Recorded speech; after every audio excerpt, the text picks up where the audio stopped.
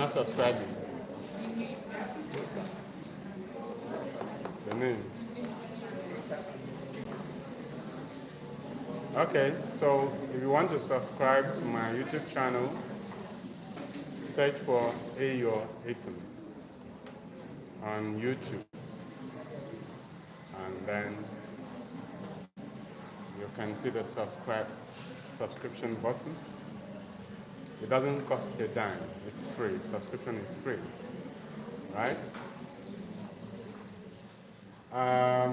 Ballad. The next type of poetry you want to consider is the ballad. B-A-L-L-A-D, ballad.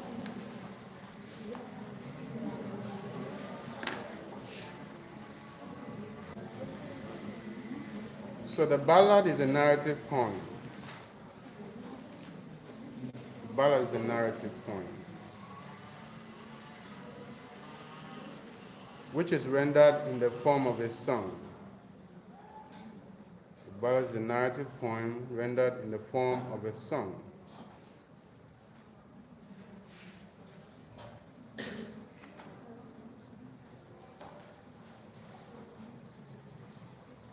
It can also be called popular ballad. It can also be called popular ballad.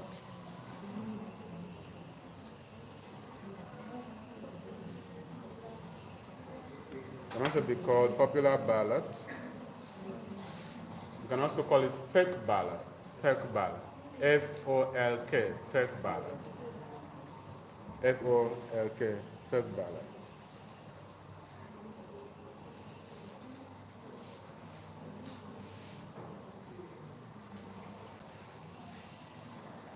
It can also be called folk ballad. F-O-L-K, folk ballad. You can also call it traditional ballad.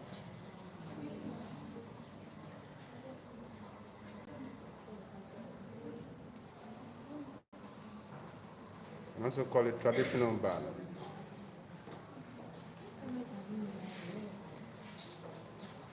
Traditional ballad.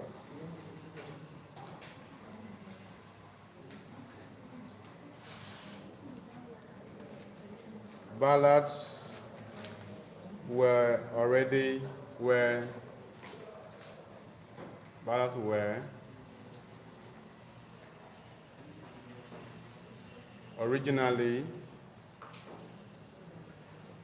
sung. They were not written, they were orally composed, just like the epic. They were not sung, they were orally composed.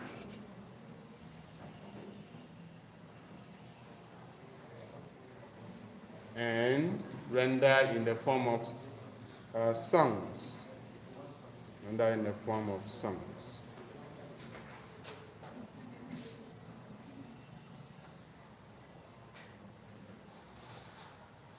Ballads are dramatic.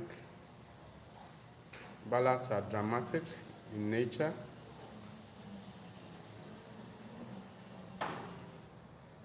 For instance, they open in a dramatic way, like suddenly, abruptly, and they make use of conversations or dialogue, which are, of course, elements of drama.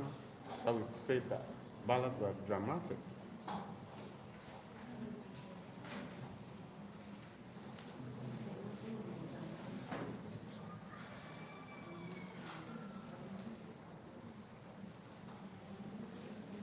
They are condensed. Ballads are condensed. Of course, all poems have the tendency to be compact, but ballads are more condensed, especially for a poem that tells a story. They're condensed. And then ballads are impersonal. Ballads are impersonal. Ballads are impersonal.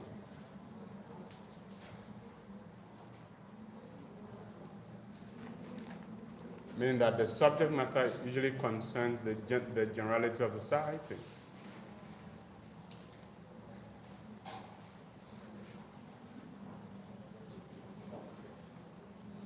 Another dramatic texture of the ballad is that it does not follow the chronological plot structure in telling its story. It does not follow the chronological plot structure in telling its story. So the story usually is non-chronological. Dialogues are used in ballads. When you read ballads, you come across dialogues. It's one of the things that make it dramatic. One of the things that make it dramatic.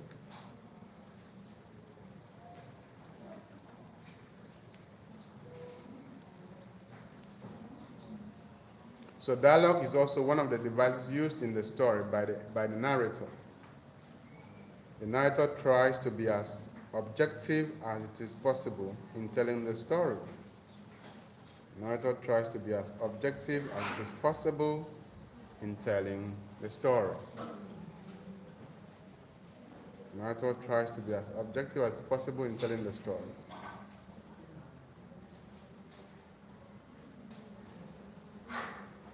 The narrator also tries to be as impersonal as it is possible.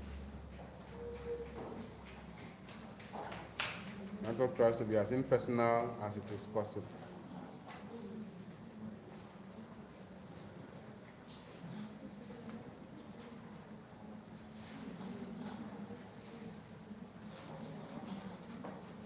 Impersonal means that it doesn't try to make the story about himself. It doesn't try to make the story to be about himself or herself. Tries to distance himself from the story.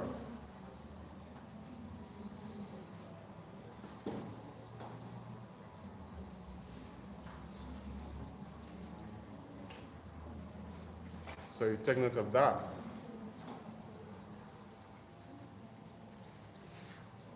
So ballads are usually written in quatrains. Ballads are usually written in quatrains. In fact, we have what we call the ballad stanza. Sometimes they might ask you, what is the ballad stanza? Or describe the ballad stanza. Because the ballad has its own stanza. So it is written in quatrains. So in describing the ballad stanza, you should begin by saying that it is written in what? In quatrains. Right? It's written in quatrains. A quatrain is a poem of a stanza of 4 lines. Poem of 4 lines or a stanza of 4 lines. Quatrain is a poem of 4 lines or a stanza of 4 lines.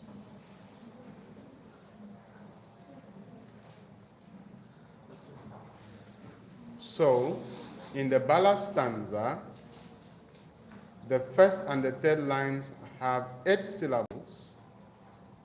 In the ballad stanza, the first and the third lines have 8 syllables, while the second and the fourth line have 6 syllables, and they're all written in iambic pentameter.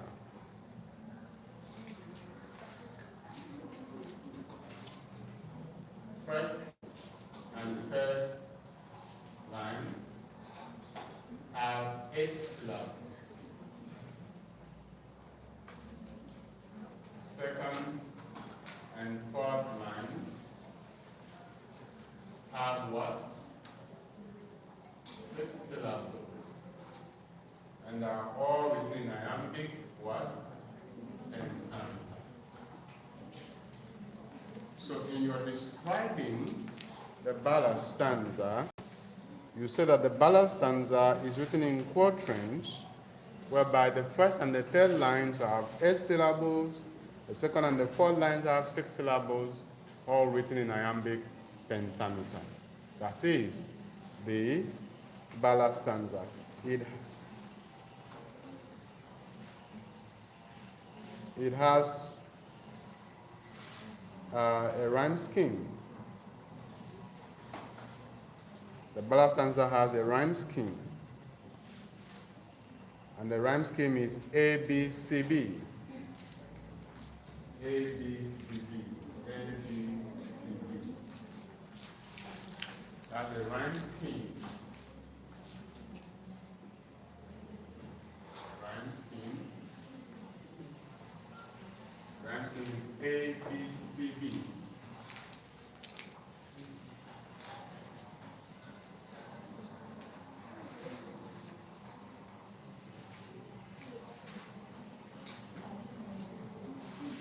There's what we call a broadside ballad. A broadside ballad. It's what we call a broadside ballad.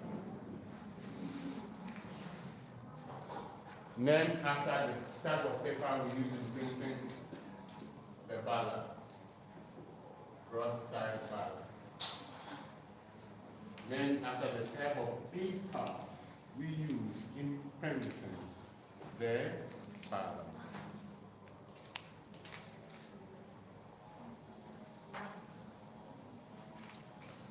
It is a single sheet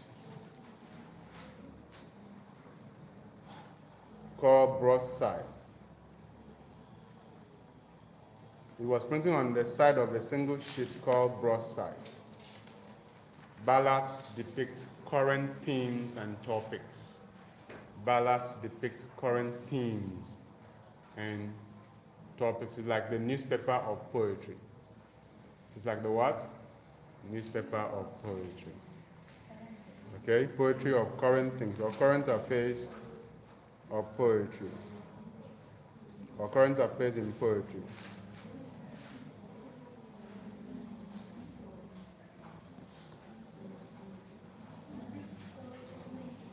Depict current topics. Ballads depict current topics. So take note of that. Then we also have the literary ballad. We have the literary ballad. Literary ballad. We have the literary ballad.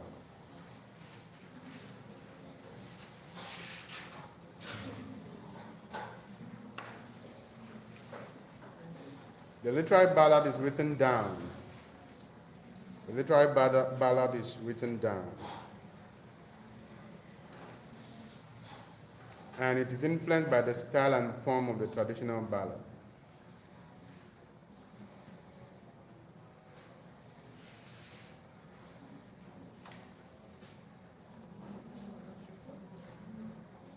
The literary ballad is written down and is influenced by the style and form of the traditional ballad. Remember, the traditional ballad was sung and was transmitted orally, but the literary ballad is written down. Literary ballad is written down.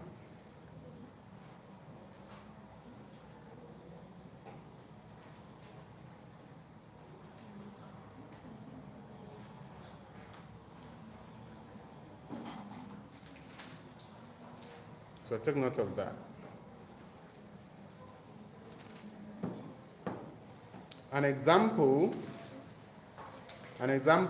of a ballad is a poem by Samuel Taylor Coleridge entitled The Rime of the Ancient Mariner.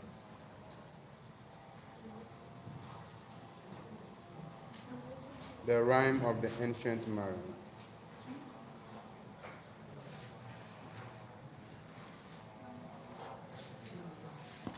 A poem written by Samuel Taylor Coleridge.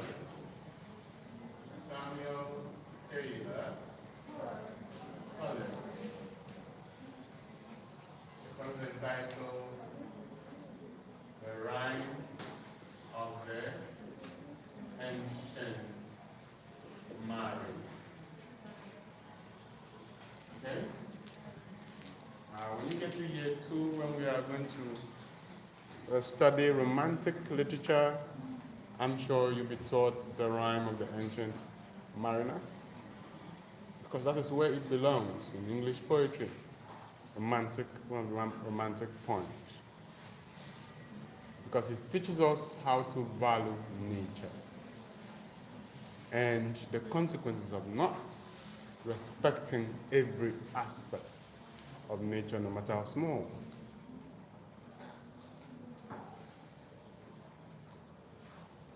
Take note of that. Let's look at sonnets.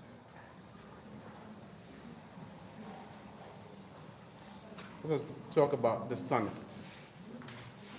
One of the lyrical poems that we have. One of the lyrical poems that we have. The sonnet can be defined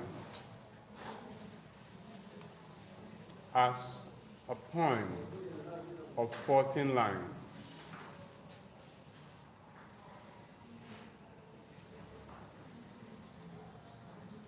The sonnet can be defined as a poem of 14 lines written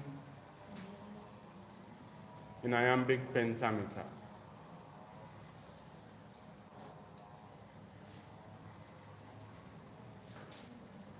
You should not only define the sonnet as a poem of 14 lines, you need to add that it is written in iambic pentameter. That is the complete definition of the sonnet. So if you define the sonnet as just a poem of 14 lines, and you find yourself that you've done the definition, and you are wrong. Because the sonnet is a poem of 14 lines written in iambic pentameter. So when we're discussing the elements of poetry, and we're talking about meter, you get to know more about what we mean by iambic pentameter.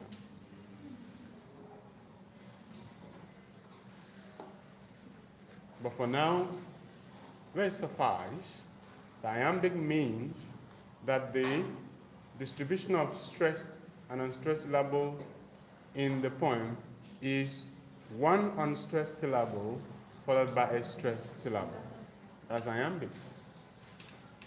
And pentameter means that this occurs 5 times per line of the poem. The subject matter of the sonnet is love. The subject matter of the sonnet. The subject matter of the sonnet is love.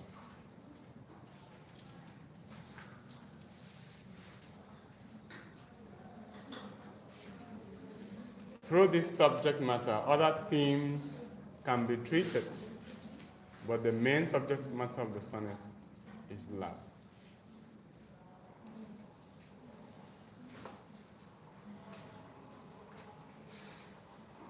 And other themes that can be raised in the sonnet include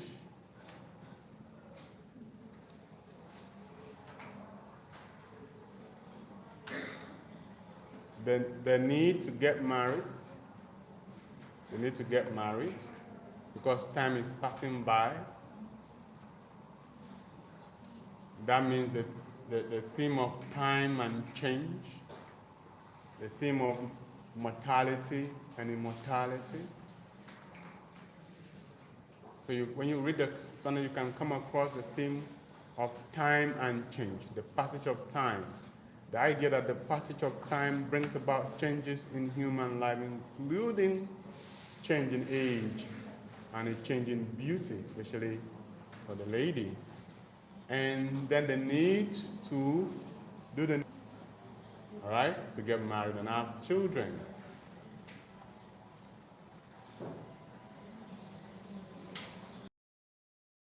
Across in the sonnet is the theme of carpe diem. Ever say carpe diem? The theme of carpe diem. Carpe diem is Latin for seize the moment or seize the day. Seize the moment.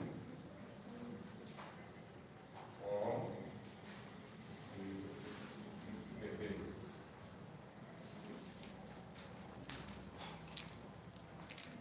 Carpe diem is Latin for seize the moment or seize the day, meaning you need to act fast because time is not in your favor. Because the time is used to tell the theme of carpe diem is used to advise the coy lady, the reserved lady, the shy lady, the lady that puts up getting married. 2, accepts the proposal of the guy quickly, get married and have children because time is running by. As the film of Carpe Diem, seize the moment or seize the day. So in your study of literature, you come across Carpe Diem. So whenever you come across the word Carpe Diem, know that that is what it means. It means that you're telling someone to do something quickly because time is not on their side. The theme of Carpe Diem. Seize the moment or seize the day.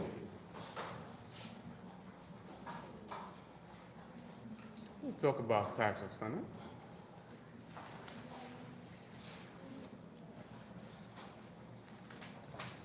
Let's talk about types of sonnet. We have 2 major types of sonnets. We have 2 major types of sonnets.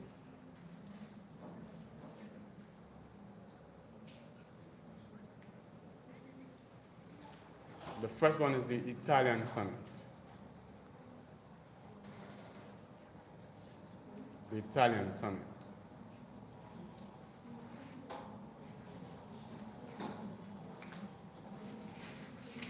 You don't call it Italian sonnet, you call it Petrarch sonnet.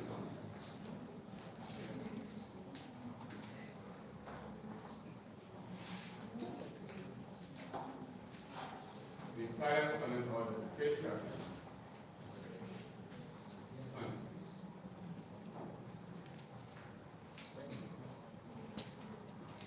Then the second type of sonnet that we want to look at is the English sonnet.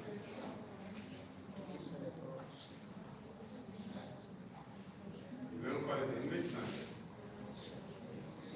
We call it the Shakespearean sonnet.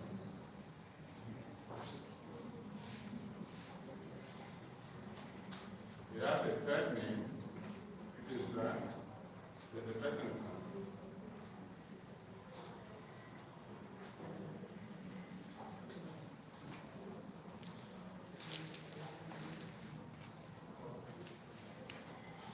Let's just look at the Italian sonnet, its characteristics, what it's all about.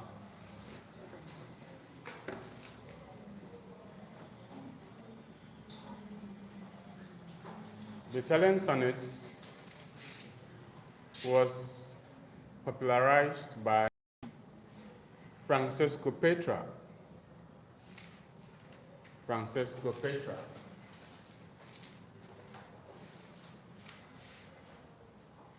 Francesco Petrarch.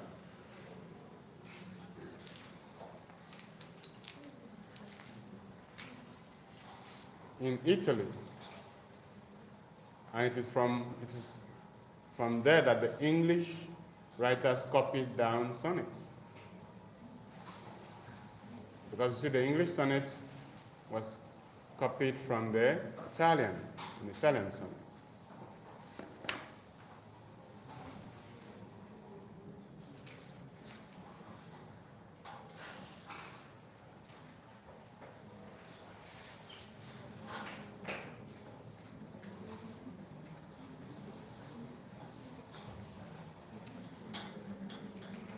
Thank you, Helen Sunday.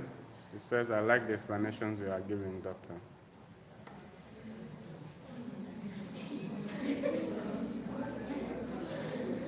All right. So, the Italian sonnets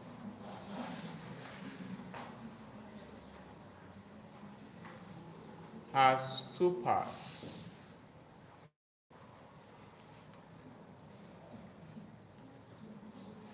The first part is called the second part is called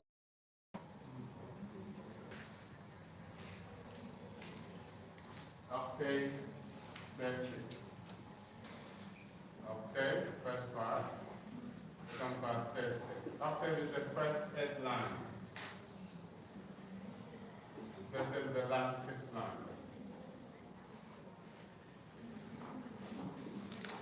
octave is the first 8 lines, and the sextet is the last 6 lines. They might be written together, but you need to know that that's how they are different. They have 2 parts. The first 8 lines known as the octave, and the last 6 lines known as the sextet. And it has a rhyme scheme.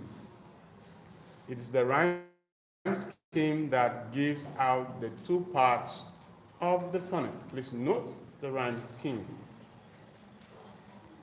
The rhyme scheme for the octave is A, B, B, A, B, B, A. The rhyme scheme for the octave is A, B, B, A, B, B, A. It is constant. The rhyme scheme for the octave is constant. The rhyme scheme for the octave is constant. It does not change. But the rhyme scheme for the sextet varies. The rhyme scheme for the sextet varies, right? It varies. So it can be CDC, CDC. It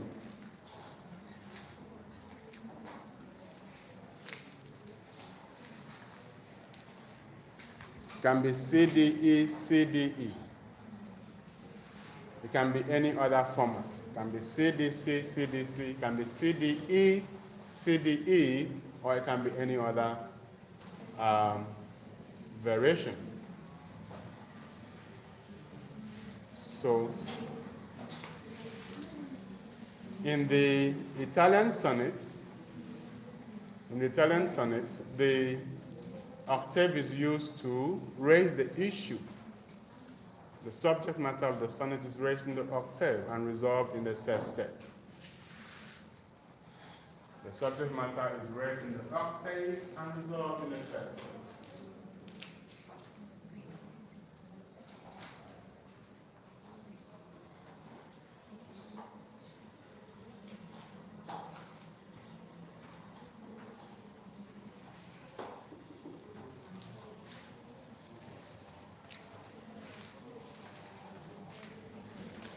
Remember that the subject matter is love. And one of the themes of love that the sonnet talks about is unrequited love. It was an unrequited love. Unrequited love. Unrequited love is love that is not returned. That means you love someone, but the person refuses to love you back. Right? Which is quite sad. So the theme of unrequited love is popular in the treatment of love as a subject matter in sonnets. Theme of unrequited love, not being loved in return.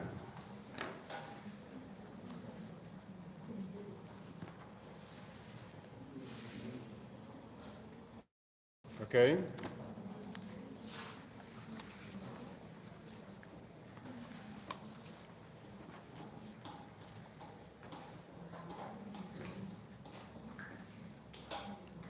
Let us look at the English sonnets.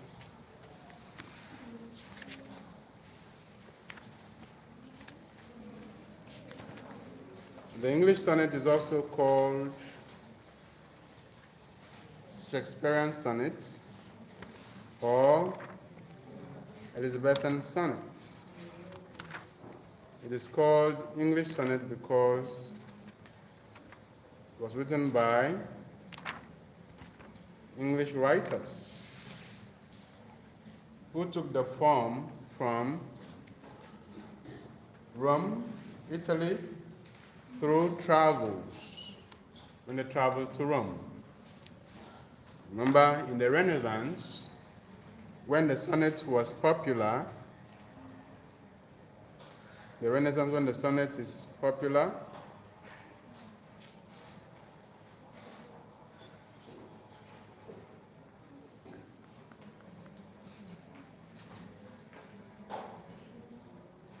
travel was an important form of education. Traveling was an important form of education.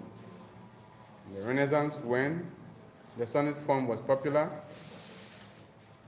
travel was an important form of education.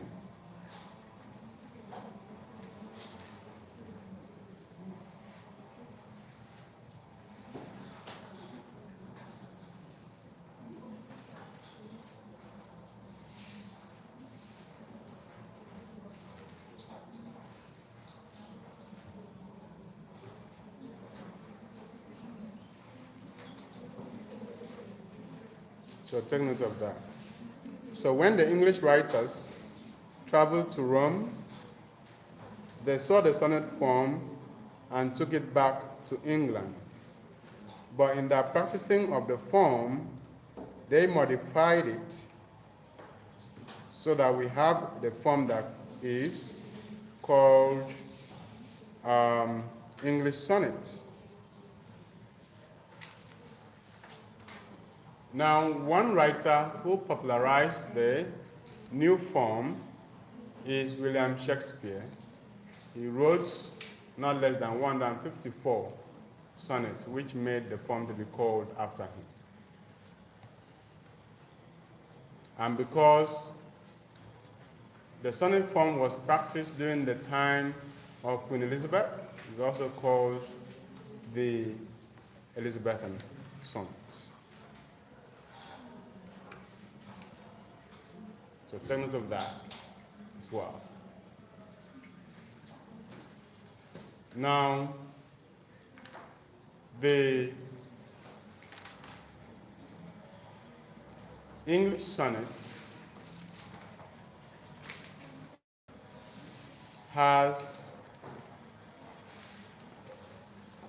3 quatrains and a couplet.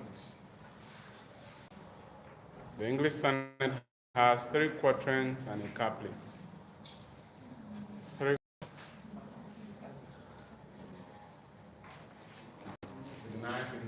quatrains and a couplet. Okay?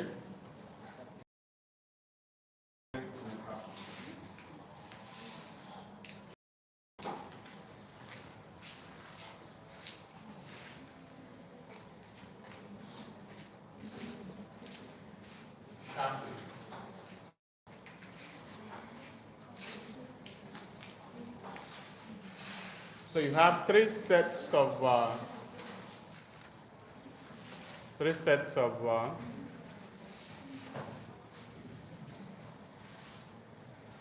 group of 4 lines, and then the last 2 lines.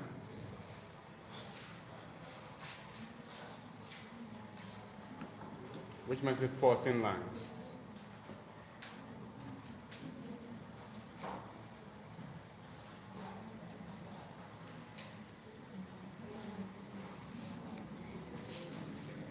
And it has the rhyme scheme. The English sonnet has the rhyme scheme. The English sonnet has the rhyme scheme A, B, A, B, C, D, C, D, E, F, E, F, G, G. A, B, A, B, C, D, C, D, E, F, E, F, G, G.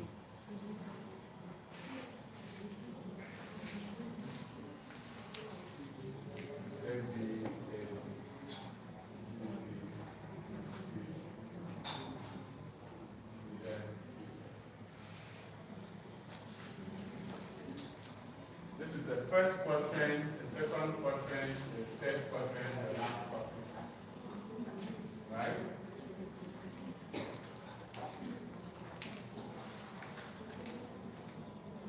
The subject matter is raised and discussed in the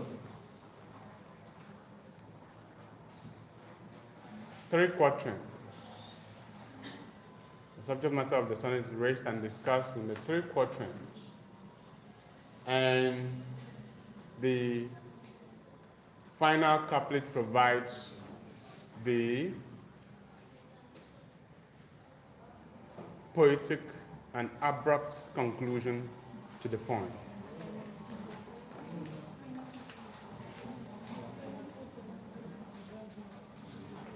The final couplet provides the poetic and abrupt conclusion to the poem.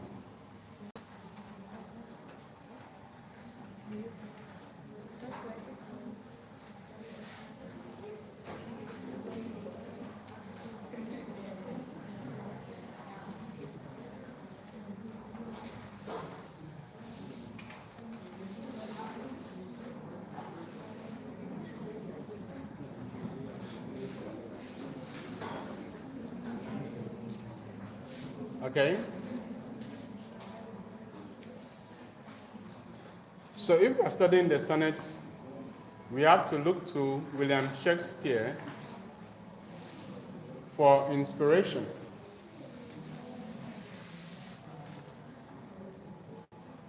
We have to look to William Shakespeare for inspiration.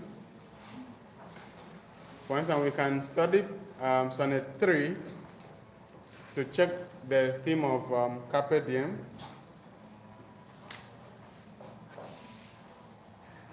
Sonnet 3, please take note of this poem. These poems. I'm going to read Sonnet 3.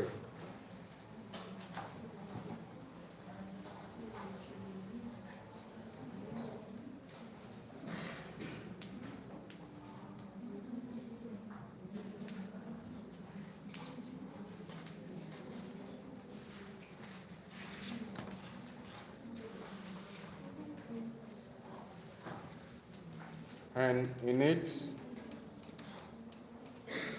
we are going to see the theme of Carpe Diem.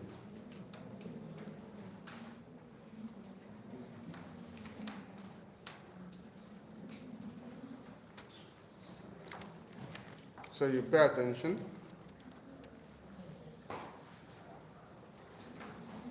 Look in thy glass and tell the face thou viewest. Now is the time that face should form another. Look in thy glass and tell the face thou viewest. Now is the time that face should form another. Whose fresh repair, if now thou not renewest, thou dost beguile the world and bless some mother. For where is she so fair, whose uneared womb disdains the tillage of thy husbandry? Or who is he so fond will be the tomb of his self-love to stop posterity? Thou thy mother's glass, and she in thee, calls back the lovely April of her prime. So thou through windows of thine age shalt see, despite of winkles, these thy golden time. But if thou live, remember not to be, thy single and thy image dies with thee. Okay, so it's a very creative poem, and it has the theme of the Carpe Diem. The Carpe Diem theme, seize the moment. Okay, so the first lines are quite clear when the persona says, look in thy glass. Glass then means mirror, all right? Glass then means mirror. The glass saying, look at the mirror. And tell the face thou viewest. When you look at the mirror, the face you see is your face. So it tells him, look at thy glass, look at the mirror, and tell the face thou viewest, the face you see, that's you. Now is the time that face should form another. It's time for you to have another face like that, the one you're seeing. It's time for you to have your own child, whose fresh repair, if now thou dost not, if thou not renewest. That means if you don't renew your face, that by having a younger version of you, thou dost beguile the world and bless a man. You deceive the world, and bless a man meaning that you, in a way, not made your mom happy. as she did to make you happy by bringing you into the world? Or has she made her mother happy by bringing you into the world, right? Okay, so that's what it means. For where is she so fair with an eared womb? An eared womb, that's it's a metaphor that tries to personify the womb and make it like the womb does not have it. That means a stubborn person, okay? That does not listen to what is instructions. Does not listen to instructions, okay? Disdain the tillage of the husbandry. That means does not allow the husband to make love to her in order for it to result in a baby, okay? So that's what it means. So you need to understand that some sonnets do have sensual metaphors or imagery in them. Or who is so fond will be the tomb of his self-love. The tomb of self-love means that loving yourself does not result, is not productive at all. Because to refuse to love another is to love yourself. And self-love in this context is unproductive because it will not result in another life. Okay? So what will result in another life is a kind of love that is extended to another person. So, or who is so fond will be the tomb of his self-love to stop posterity. Okay? Because if you do not renew yourself through bring about another baby, then there will be no posterity. That is the context. All right? Thou art thy mother's glass. That means when your mom looks at you, she sees herself. Okay? Thou art thy mother's glass. Probably by the time you are young, your mom is already old. So when she looks at you, she remembers how beautiful she was when she was young. Okay? So she sees and recalls her youth. Thou art thy mother's glass, and she indeed calls back the lovely April of her prime. If your mom looks at the child, remember